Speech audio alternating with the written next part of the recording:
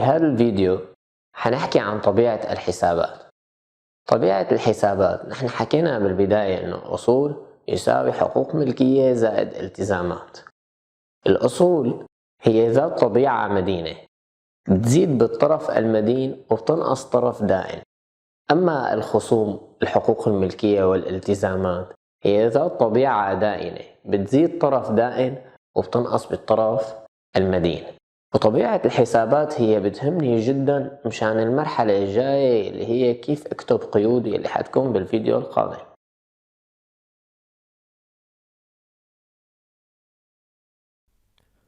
طبيعة الحسابات: أصول يساوي حقوق ملكية زائد التزامات.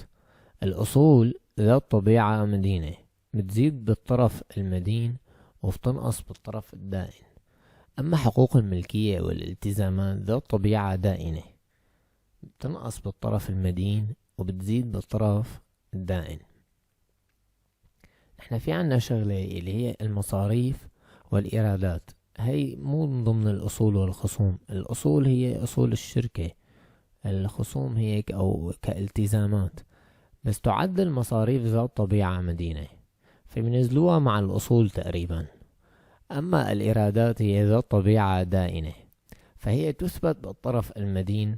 المصاريف تثبت بالطرف المدين والإيرادات تثبت بالطرف الدائن كإثبات. أما كأقفال، وهذا الشيء اللي حناخده بآخر الدورة المالية، انك تقفل بالعكس. يعني مثلا المصاريف تثبت طرف مدين، بنقفلها بطرف دائن، والإيرادات نفس المبدأ. في عنا شيء اسمه مسحوبات شخصية. مسحوبات شخصية هو ذات طبيعة مدينة، تعتبر مثل الزبائن هن يعتبروا من أصول الشركة، فهي ذات طبيعة مدينة، ولكن هي من يحطها نحن تحت حقوق الملكية بإشارة سالب.